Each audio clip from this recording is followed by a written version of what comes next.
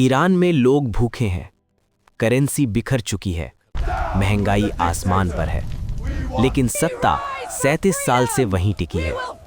सवाल ये नहीं है कि ईरान में प्रदर्शन क्यों हो रहे हैं। असल सवाल ये है, इतनी तबाही के बाद भी खामेनी की कुर्सी अब तक क्यों नहीं गिरी। 28 दिसंबर, तेहरान के बाजार खुले थे, लेकिन हालात सामान्य नहीं थे। ईरानी रियाल अचानक टूट गया, डॉलर 14 लाख रियाल के पार निकल गया। खाने का तेल, मांस, दाल अब सिर्फ अमीरों की चीज बन चुके थे। आज ईरान की 57% आबादी रोजमर्रा की जरूरतें पूरी नहीं कर पा रही, और यहीं से गुस्से ने आग पकड़ ली। पहले बाजार बंद हुए, फिर यूनिवर्सिटीज सुलग उठीं, और कुछ ही दिनों में आग गांवों तक पहुंच गई। शुरुआत महंगाई से हुई थी, लेकिन नारे बदल गए।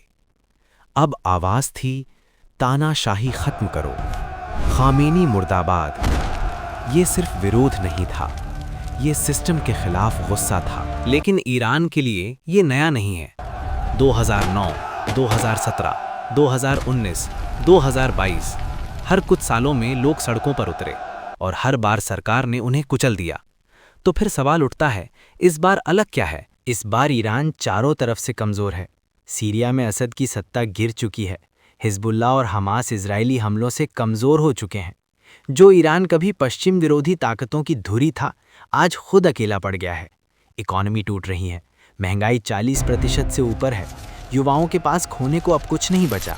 ठीक वैसे ही हालात 1979 में भी थे। 1979 में सोशल मीडिया नहीं था, आज हर हाथ में कैमरा है। जो दुकानदार कल तक सामान बेचते थे, आज वही प्रोटेस्ट लाइव दिखा रहे हैं। सरकार ने इंटरनेट बंद किया, लेकिन गुस्सा ऑफलाइन फैल चुका था। ईरान में सत्ता गिराने की कोशिशें पहले भी हुई हैं। पहला, MEK, पीपल्स मुजाहिदीन, जिसने 1979 में शाह को हटाने में मदद की, लेकिन खुमैनी के सत्ता में आते ही इन्हें दुश्मन बना दिया गया। हिंसा हुई, नेताओं की हत्याएं हुईं, और जब MEK ने ईरान इराक युद्ध में सद्दाम हुसैन का साथ दिया, तो जनता का समर्थन खत्म हो गया। दूसरा, 2009 का ग्रीन मूवमेंट, जो चुनाव विवाद के बाद उठा, लेकिन सेना ने कुचल दिया। अब एक तीसरी आवाज उठ रही है, राजशाही समर्थकों की। आखिरी शाह के बेटे रजा पहलवी खुद को विकल्प के रूप में पेश कर रहे हैं। युवाओं को लगता है शायद उनकी वापसी से ईरान को स्थिरता, वैश्विक स्वीकृति और व्यक्तिगत आज़ादी मिले। लेकिन सवाल ये है, क्या अतीत भविष्य बन सकता है? खामेनी अब तक क्यों बचे हुए हैं?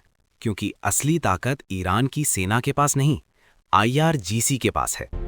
ये फोर्स देश के प्रति नहीं, सीधे खामेनी के प्रति वफादारी की कसम खाती है।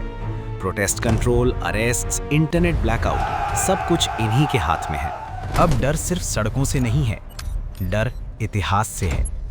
1979 में एक आंदोलन ने पूरा सिस्टम बदल दिया था। आज फिर विदेशों में रहने वाले ईरानी सड़कों पर हैं। लंदन, अमेरिका, हर जगह खामेनी विरोधी प्रदर्शन। और इसी बीच खबर आती है, अमेरिका ईरान पर सैन्य विकल्पों पर विचार कर रहा है। सोशल मीडिया पर एक और दावा चला, ईरान में भारतीय नागरिकों की गिरफ्तारी। लेकिन भारत में ईरान के राजदूत ने साफ किया, ये खबर गलत है। कोई भारतीय नागरिक प्रदर्शनों के कारण गिरफ्तार नहीं हुआ। इतिहास हमें एक बात सिखाता है, हर आंदोलन क्रांति नहीं बनता। लेकिन ये भी सच है, ईरान अब पहले जैसा नहीं रहा। तो सवाल वही है, क्या इस बार सत्ता बदलेगी या खामेनी फिर से बच निकलेंगे? आप क्या सोचते हैं? कमेंट में बताइए। ऐसी और रहस्यमयी कहानियों के लिए राज 360 को सब्सक्राइब करें।